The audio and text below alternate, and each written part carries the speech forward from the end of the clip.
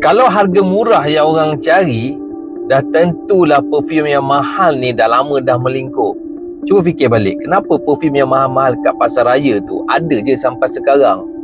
Tak melingkup pun kalau kita fikir yang murah je orang akan beli. Sebab realitinya yang mahal tu tetap laku. Ramai usahawan perfume ni, dia silap faham satu benda. Dia ingat customer ni dia membeli sebab harga. Oh no. Ramai usahawan perfume ni diturunkan harga sampai untung tu nipis, senipis-nipis kulit bawang. Tapi bila dah jual murah macam tu, tak laku juga. Mulalah pelik. Sebab yang murah ni tak buat pun orang rasa yakin. Orang rasa confused lagi ada lah. Perfume ni kan, dia barang personal tau. Kalau bau tu tak sesuai, dia tak boleh refund balik perasaan tu. Sebab tu customer ni dia sanggup bayar mahal untuk kurangkan risiko menyesal. Bila orang beli perfume mahal ni, dia sebenarnya dia beli rasa yakin, dia beli image dan juga dia beli identity. Bukan semata-mata bau.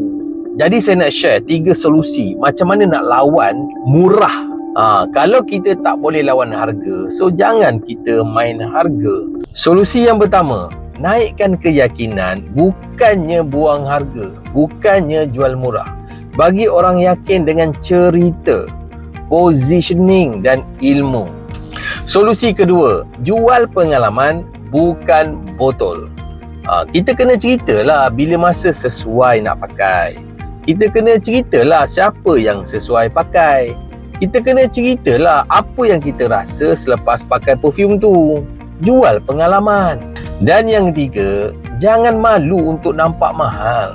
Bila kita sendiri yakin dengan perfume yang kita jual, value yang kita bawa, produk kita ni bawa apa, customer pun akan yakin. Kalau kita sendiri pun jual produk tak yakin, malu, produk saya ni okey lah, kan, tak berapa nak bersungguh, nak bercerita, macam mana customer pun nak yakin? Customer pun tengok kita tak yakin, lagilah dia tak yakin.